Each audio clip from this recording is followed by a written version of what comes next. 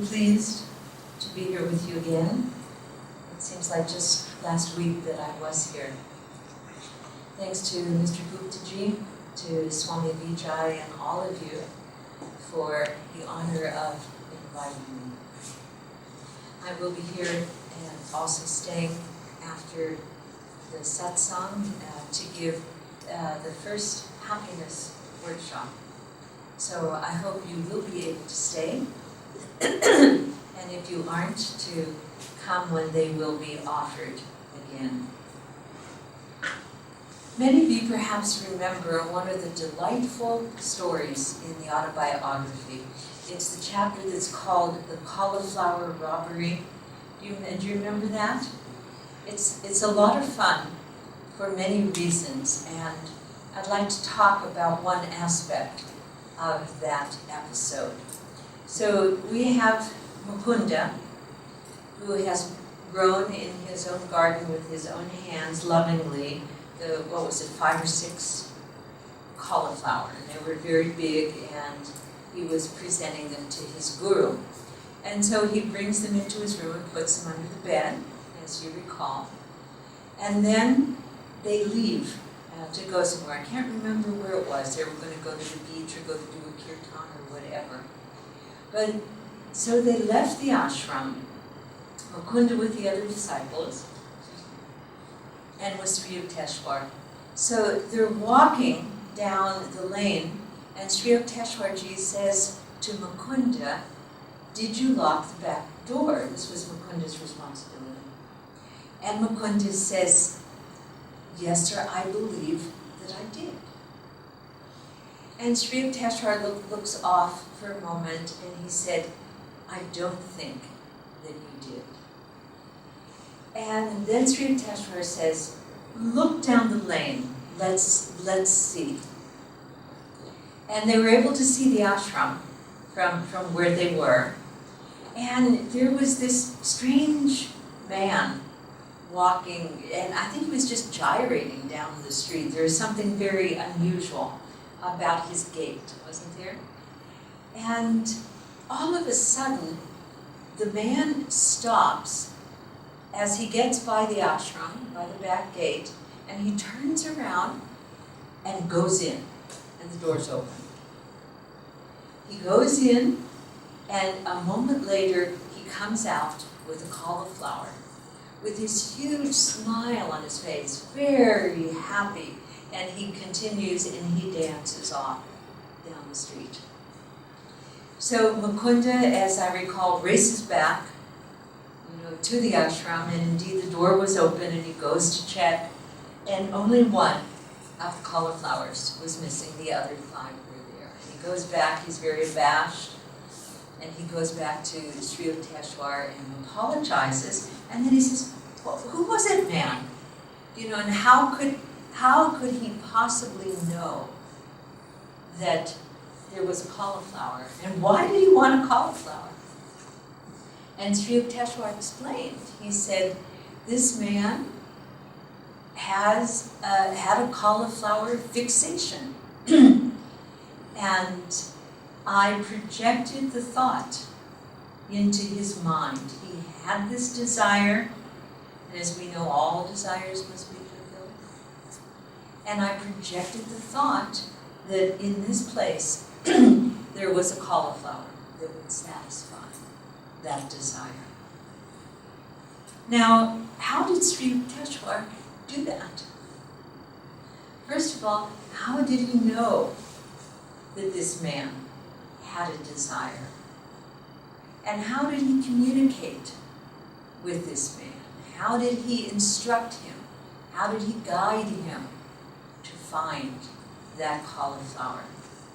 This helps us to see that there are whole universes of which we are not familiar. We know that there are 3 universes, and that we have 3 bodies. We have our physical body, of which we are more or less aware. We have our energy or astral body, and we have our causal body, which is made up of our thoughts. So let's take a look at these 3 bodies. and see how connected we are and how we could get more connected with each one of them. How aware are we of our physical body? Yoganandaji used to say that our consciousness, far from being omnipresent, is not even omnipresent in our physical body. Our body's made up of 84 billion cells, so Yogananda wrote, and how aware are we of them? For example, in this moment, are you as aware of the second toe on your left foot as you are of your ears? No, we aren't. Why? We're using our ears, we're not using our second toe. We probably never use our second toe. We probably never think of our second toe until it gets hurt. And then there's only the toe. Oh, I stubbed my toe, and we become very aware of it. And yet there are animals, there are life forms that are so aware of their entire body that if you take away, lop off a part of it, it can grow back. You take a worm, cut it in half, and it just grows another head or tail. Whatever is missing, it's more present in its body. When we have a physical body, Yoganandaji said this is the temple of God. Keep the body temple fit for God realization. He didn't say to keep it fit for itself. He didn't say we should be bodybuilders, but we should keep the body fit. And this is part of the path of yoga. Yoga is the art of balanced living, so that we need to pay attention, take care, and bring into harmony our body, mind, emotions, our soul, our thoughts, our energies. This is yoga, the harmony of all parts. So our responsibility as yogis, as being on the path of Raja Yoga, is to keep the body fit. How do we do this? Very simply, good diet. Yoganandaji says, find the diet that is suitable for you. Not necessarily your national diet or regional diet or what you're used to eating or what you like to eat, but find that diet that is suitable to you and then follow it. And don't be concerned about it anymore. But when we are eating the foods that are not proper for our body, what happens? Our body reacts, our body gets sick, our body gets weak, it gets tired, but we're accustomed to eating in a certain way. And so we need to ask ourselves, is this the right thing for me? Let me find something. How else can we keep our body fit? Exercise. Does Master have teachings on the subject of exercise beyond the energization? We'll talk about the energization with our astral body. What does Guruji say about exercise? The greater the will, the greater the flow of energy, but actually about physical exercise. So every day you exercise till you sweat. Thank you very much. That is absolutely right. Every day, let me underline every day, we should exercise until we sweat, until we perspire. Why? Why is perspiring, why is sweating necessary? It's a way of getting rid of toxins.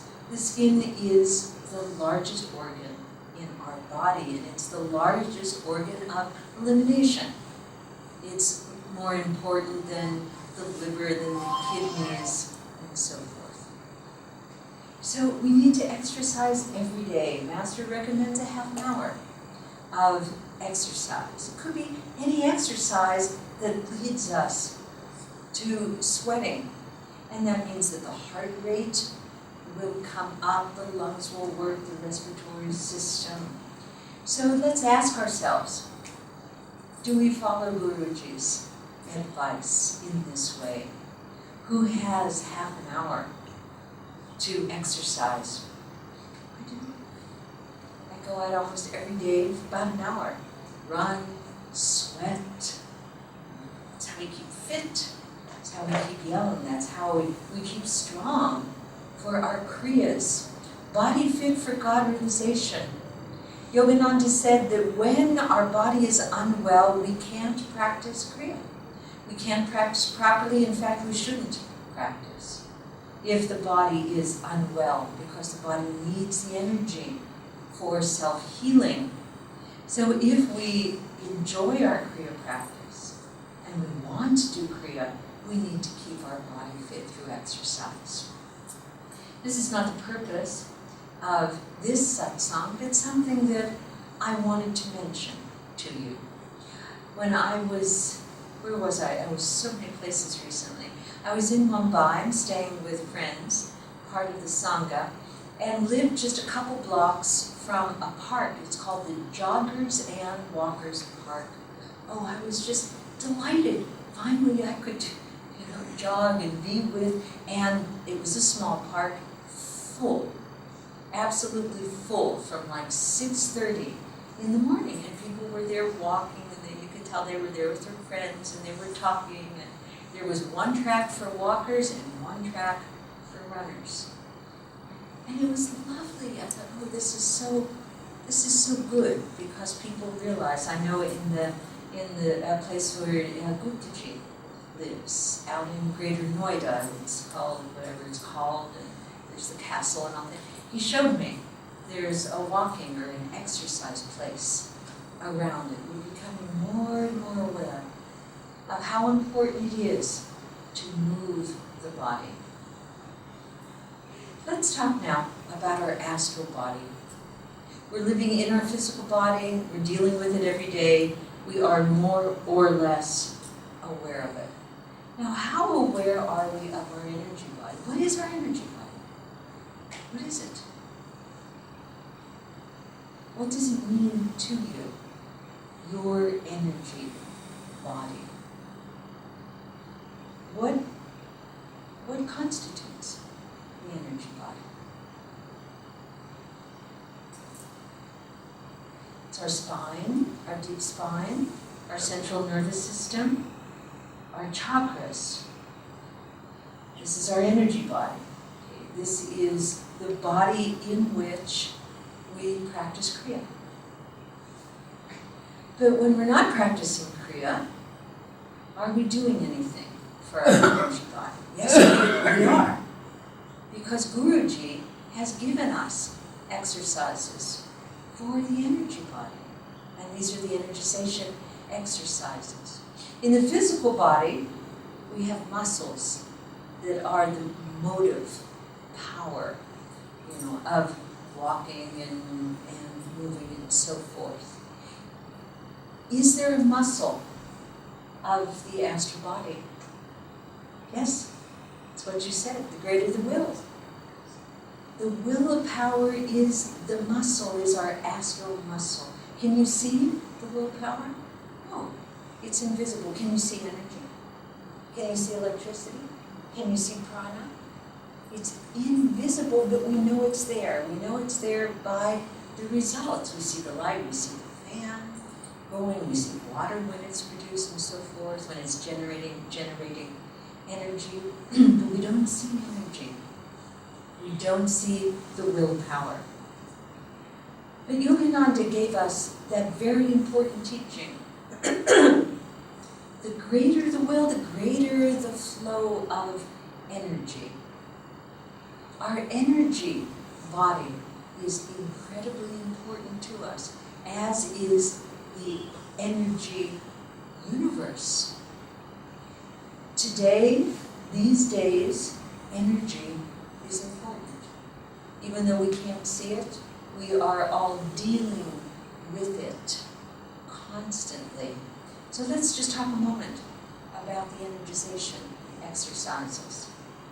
For our physical body, we feed it with physical food. But there's all kinds of difficulties with that.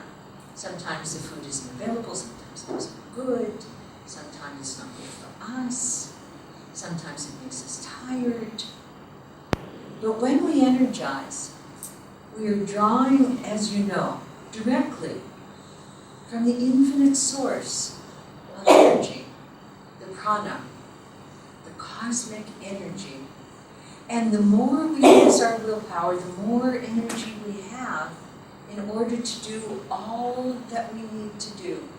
There's nothing we can do without energy. So when we get tired, what do? We sleep, we eat, we have chai, we have sweets, and sugar, and sugarcane, and jaggery, and coffee, if you live in the south of India, or in other countries. It gives us energy for a while, and then it goes down. It's like it goes up, we peak, and it goes down. But a yogi, and we're all yogis, has a constant level, that constant energy. And when it diminishes, we pick ourselves up through the willpower. The greater the willingness, the greater the flow of energy. The energization exercises are Yogananda's greatest contribution to the science of Raja Yoga. And I will make a prediction that Yogananda will be known for centuries in the future for many things, and primarily for the energization exercises, because they are and will be recognized as the basis of all healing. Because prana heals. Energy, medicine doesn't heal, except that it stimulates the flow of energy or removes a block to the flow of energy. So the human being has the capacity to fill up our energy tank using the willpower. And this isn't a satsang either about the energization exercises or about the willpower. We're getting to it because I want to get to the causal world, which is a body and a world, a whole universe, about which we know very little, with which we have very little contact. But it is the cause of everything. It is, that's why it's called the causal world. It's the cause of our existence. It's the cause of this physical world. So it is the world of thought. Thought is the progenitor of everything. Nothing we do can be done without a thought. And much that we don't do is because of our thoughts. Because our thoughts block our energy, or they open us up to energy. There are only two kinds of thoughts: energy-bearing thoughts or energy-blocking thoughts. And we don't have much exercise on that level. We exercise, as Guruji told us to, I hope, for the physical body. We do our energization exercises to build up the muscle of our willpower and to have a reservoir of pure energy. But what do we do to energize our causal body? To keep our causal body, our mind, our thoughts fit. We pray, we meditate, but we need to, in addition to all of these things, pay attention to and keep the causal body fit. We need to pay attention to our thoughts. Thoughts have power. In the situation in the cauliflower robbery, Sri Yukteswar had the ability both to perceive the thoughts of another person, of all people. Yogananda to his disciples said, I know every thought that you think. And he had the ability to project his own thought into the mind of the strange farmer who had the cauliflower fixation, to understand his desire, to fulfill his desire, and to give him direction. You know, he was his GPS at that moment. Such amazing power thoughts have. Do you remember also in the autobiography of the yogi the scene of Lahiri Mahashaya's initiation into Kriya? Where did that take place? Ronnie. Babaji's cave? Was it in a cave? No, it's in the forest. It was in a was it in a forest? It was in a palace. It was in a palace. It was in a palace. Lahiri Mahashaya was initiated in a palace.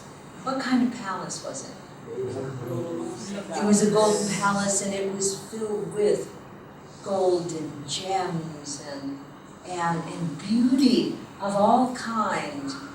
How was that palace made? It was made by the power of thought of Babaji. Babaji manifested that palace. Was it real to the touch? It was. It was. Lahiri Mahashaya walked around the palace and touched things and saw it and held the gems in his hands and appreciated it very, very much. Some desire that needed to be fulfilled. And then, when it was over, finished. It disappeared. He did it through his thought. Do you remember another story, also from the autobiography, when Sri Yukteswarji was not well? He was very ill, and he went to Lahiri Mahashaya. And he said, Guruji, I feel like I'm dying. I can't remember what I had. It was something serious, a cholera or Asiatic fever, something very serious. Guruji, I feel like I'm dying. Please, please help me. And Lahiri Mahashayaji says to him, oh, Yukteswar, I see you have made yourself unwell. You have incommoded yourself. You have made yourself unwell. And Sri Yukteswar said, Guru, there's nothing I've done. I've contracted this disease. Please help me. And Sri Yukteswar said, well, go home, and maybe tomorrow you'll be feeling better. So Sri Yukteswar thinks that Lahiri Mahashaya has healed him in this, because he says tomorrow you will feel better. So the next day, Sri Yukteswar wakes up and he feels perfectly fine. And he goes back to Lahiri Mahashaya and falls at his feet. Guruji, thank you for healing me. And Lahiri Mahashaya says, what are you talking about? I didn't do anything. And Yukteswar says, but look, I feel well. I am well. And Sri Yukteswar says, well, I'm glad to see that, but maybe tomorrow you won't be well at all. So Sri Yukteswar feels it's a curse, and he goes back, and the next day he has the fever again, and he goes back to Lahiri Mahashaya and says, what are you doing? What are you doing? And he says, Yukteswar, you think you're sick, you make yourself sick. When you think you're well, you make yourself well. And Sri Yukteswar understood the power of our thoughts. And probably from that moment, he developed the power of his thoughts so that in that future he was able to communicate with the strangely fixated farmer. Our thoughts have power. They have the power to manifest health. They have the power to manifest success. They have the power to manifest anything that we want. We hear about saints like Sai Baba and others who manifest things, and we call that a miracle. And for us it is.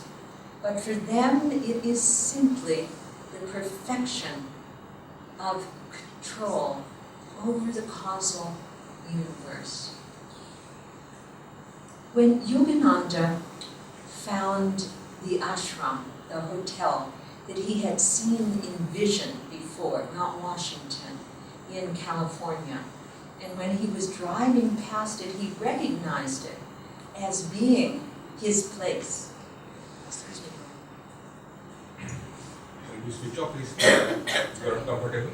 I'm okay.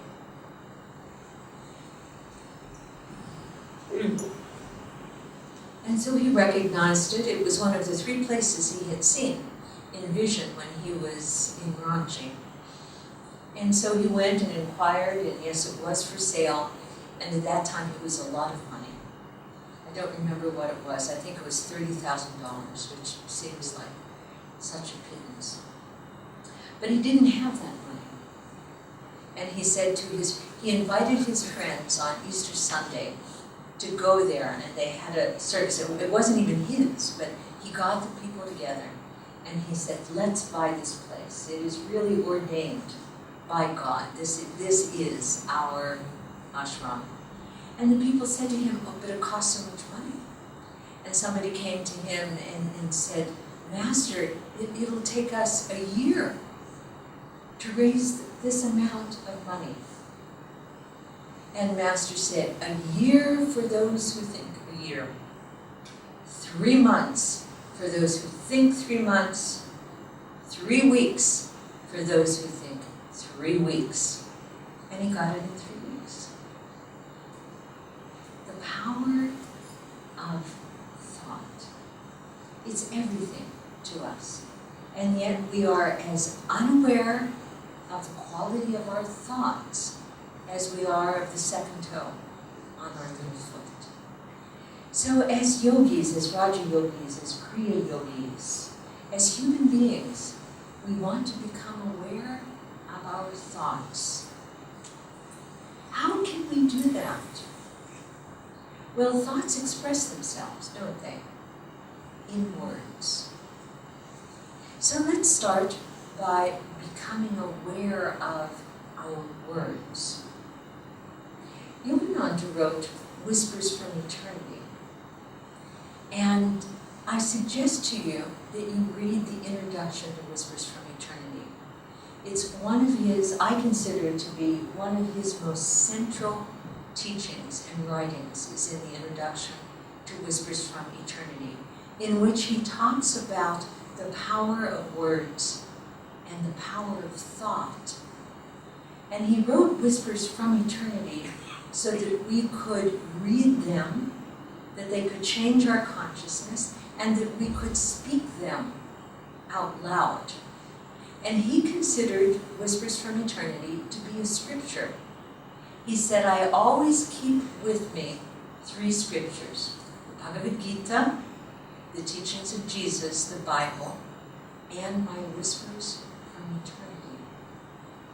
And Master said in one of his poems, when I am no longer, eternally I will speak to you through my whispers from eternity.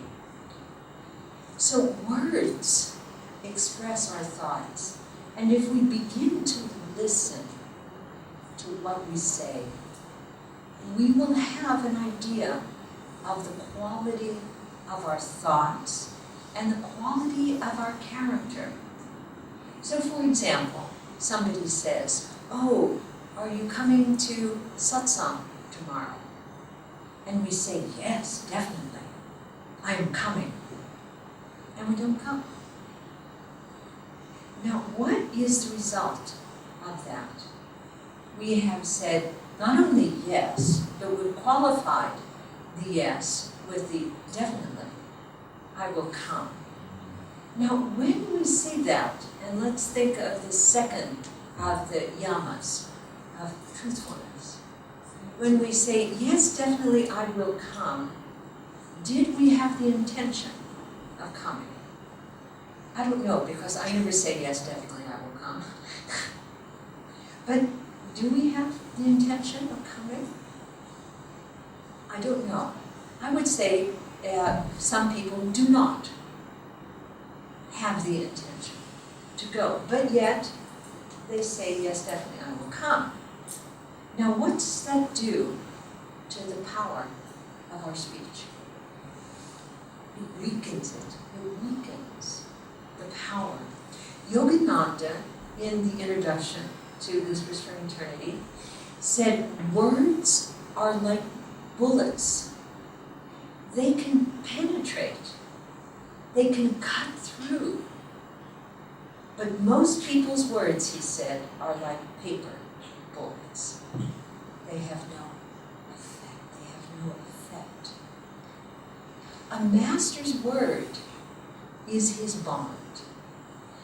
Now, Master has promised to take us all the way to self-realization. Is that a paper bullet? Is that the intention that we have when we say, yes, definitely I will come? Master said he will be with us, even if need be 1 trillion times, until we reach self-realization. And we know he means it. So we can progress on our path by taking account of our words, of filling words with our intention, and being truthful, making our words an expression of truth and of power and of intention and willpower. Swami was famous for this, and it took me quite a while to understand. If Swami said that he was going to do something, no matter how small or large it was, he would do it on principle. There's, perhaps all of you remember this because he mentioned it. He said, this was in Assisi, one morning he called up Anand and said, let's go to town this afternoon, I want to get a newspaper. And by lunchtime, somebody else brought Swami the newspaper because they knew that Swami liked to read this particular newspaper, and he brought it to him. But he went to town anyway because he had said, we'll go to town this afternoon. And he went, and I think he bought another newspaper because he said that he would. When he was recording television shows here in India, a series of 365 television shows, he said for himself, he said, and I don't remember the number, he said, I will record, Vichai, perhaps you do, was it 10 a day or was it long? 10 per day. 10 per day, he said, which was a huge amount. I will record 10 per day. There were like 15 minutes each. And that's what he said, and that's what he did. Now there were times when his body was incredibly unwell. But he said, I will record 10 per day, and he did. I think there were only a couple days in there. One where he recorded less, and one where he was so sick that he couldn't get out of bed. But he was not happy about that because he had set his intention, he had put it in words, and he was going to do that. Remember when Master was giving a suggestion to somebody and the disciple said, oh Master, that's very difficult. And Master said, no, this is something that you should do. And the disciple said, Master, well, it's easy for you to say because you're a master. And how did Master respond? What do you think made me a master? So, okay, so Swami can do it, and Master can do it, but what about us? The first step in progress is always awareness. Are we healthy? We need to become aware. If we are or not, and if we see that we aren't, then we make adjustments in our physical diet, in our exercise, or whatever. We need to become aware of our thoughts by looking at our words. Swami told us, be kind. Always be kind. In the movie in this movie, Finding Happiness. It's one of his final messages to us. Be happy, be kind, be a kind and loving family. So let's look at our words, our thoughts. Are they kind? Do they express kindness? Do our thoughts express kindness to other people? Or do we judge? Or criticize? Or think, oh, look at that person. He doesn't know what he does. Look at that person driving. He doesn't know what he's doing. Look at this, look at that. How many times in just one day are we criticizing another person? Are we demeaning another person? Now, what does that do to our causal body? What does it do to our astral body? It just closes us off from contact with the infinite. There is one thought that Guru has given us that will help us enormously because it will change everything. And it's not actually a thought, it's a vibration. Because behind the physical world is the energy world. Behind the energy world is the causal world. But what existed before the causal world? What existed? What was the first creation? Om. It was vibration. God vibrated his consciousness. The result was duality. It was the pranava, vibration. Stronger than physical matter, than energy, than thought is vibration. Vibration is the strongest force in the universe. It's being used a lot in medicine these days. The laser is a vibration, is a frequency that is able to do amazing things. Not just in surgery, but also in cutting huge blocks of stone and so forth. Vibration is the most powerful force. And we have been given a meditation concentration technique that uses a vibration that will change our consciousness, change our thoughts, our words, will change our whole reality.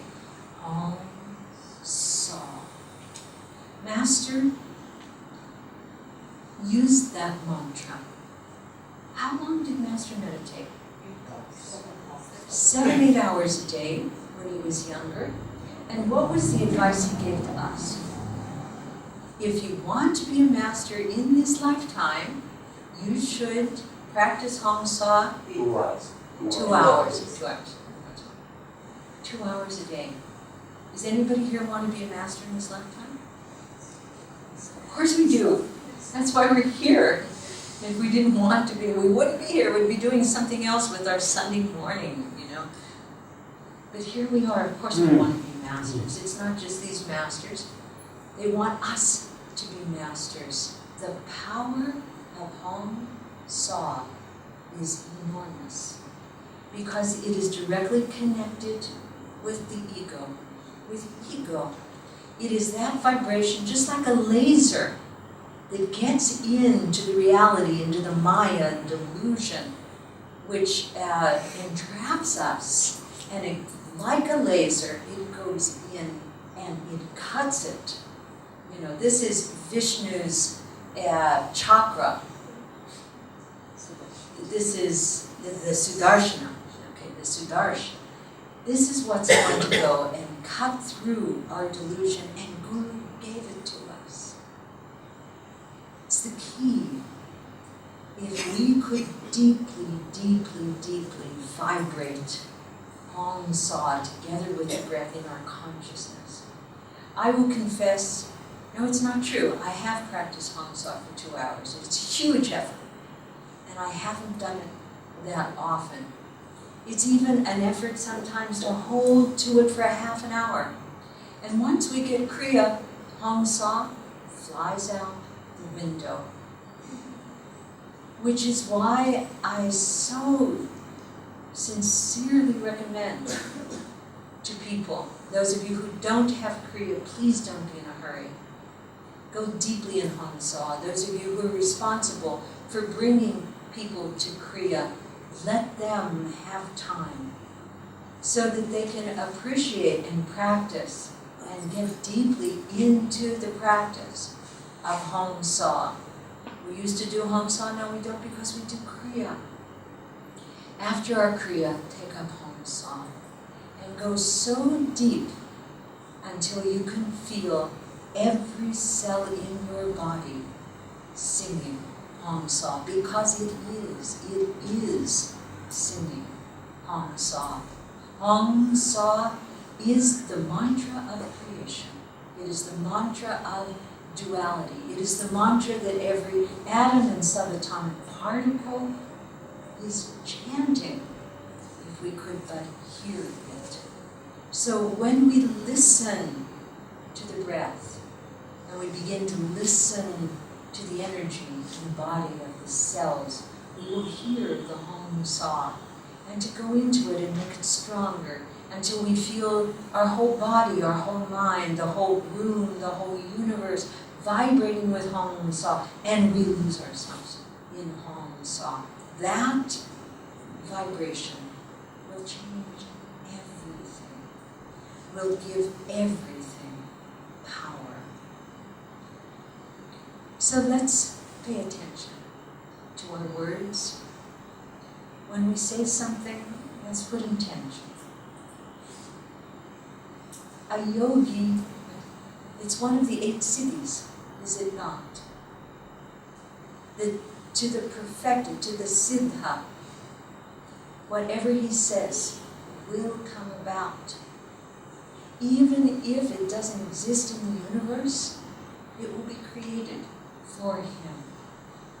The enormous power of truth that we put into our words. So let's watch our words, let's watch our thoughts, and ask ourselves, are these thoughts opening me to energy, to God? Are these God's thoughts? Or are they the devil's thoughts in my mind? And just as we take charge of our diet, let's take charge of our mental diet. And go on a fast.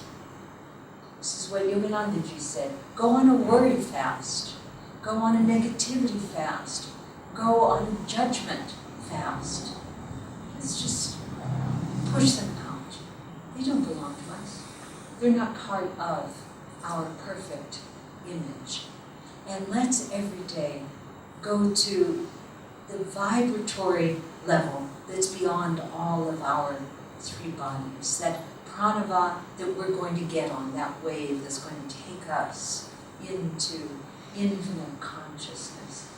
And let that vibrate in us more and more and more.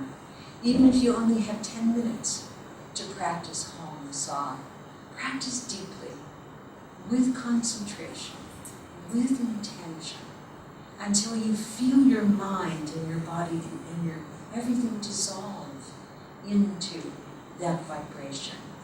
And then we will fulfill their desire. Do they have desires? Our gurus, they do. They want us to be free. They want us to be free so they can be free. Poor master is going to have to come back a trillion times for me. I think about that. What if I'm the one left on the shore of delusion that last time? He has to come back. We don't want to be that one. We don't want to be that one. So let's use all these wonderful tools that he has given us, the energization exercises, our meditation techniques, our kriya. Watch our words, watch our thoughts. I'd like to end these last few minutes. I think it was the ice cream that got me. Had ice cream last night. There was a thought form in Swami's mind some years ago, and it was, he felt and we felt, the reason that his life was extended Because Swami was to have died around his birthday 3 years before he did. And in fact, he was sick unto death at that time. I was with him at that time. We were in Switzerland, and we all thought he was going to die. At that time, we were able to get him back to Assisi, and it was a very tense time. But then, miraculously, just from one moment to the next, he was healed. And he felt that it was because God and Guru wanted him to start the Nayaswami order, which he did, and because they wanted him to express the teachings and their mission through films. And so in those 3 years, Swamiji wrote the script for 5 different films. And for this movie, for Finding Happiness, for his own life, The Answer, for film on Yogananda. He wrote a script for The Time Tunnel, and he started writing a script for another book. And the last novel he wrote. Love Divine. Thank you. Love Divine. Love Divine. Love Perfected, Life Divine. Love Perfected, Life Divine. He began to write a film script for that. And this is the result of some of those thoughts. And I just wanted to say a few things about it, because it's been a journey for many, many, many people. It's been a journey that's been going on for 3 years now. And it's been an exciting journey, because we have seen how his thought, how a divine thought was planted into Swami's mind, and how he planted that thought, like Sri Yukteswar did, but not for a cauliflower, but for these movies, planted the thought in our minds. And a big challenge in these 3 years has been to always maintain positive thoughts. I can't tell you, and I won't tell you, how often people told us that it was not possible. At all stages along the way, all stages. I mean, I heard it almost every day. And early on, I decided that my responsibility for this movie was to never let a negative thought influence me about this film. I said, God wants this, Swamiji wants this, it's possible, then let's just be open to it. Even coming here to India, when I talked with people who knew things and even had theaters, they would tell me, no, this will never play in theaters. It's not possible. This kind of, the Indian, so often, Indian people, they don't go to this kind of movie, they like different kinds of movies, and on, and the theaters will never accept this movie, and so forth. I never believed them. Never.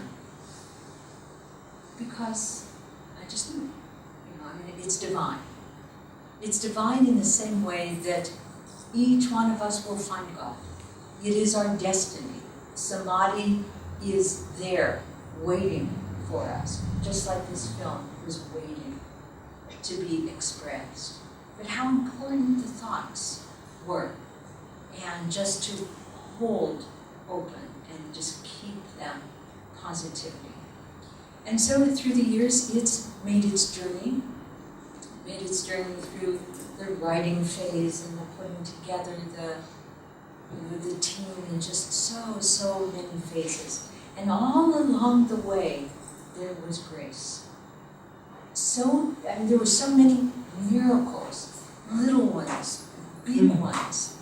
The right person, the right producer, the right director, the right actress, the right moment. Swami was there. He was feeling good.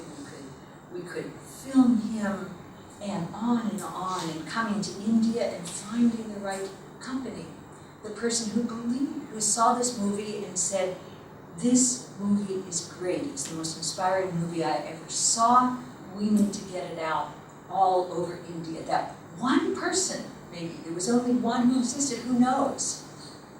But yet we found him through a devotee in Gurgaon.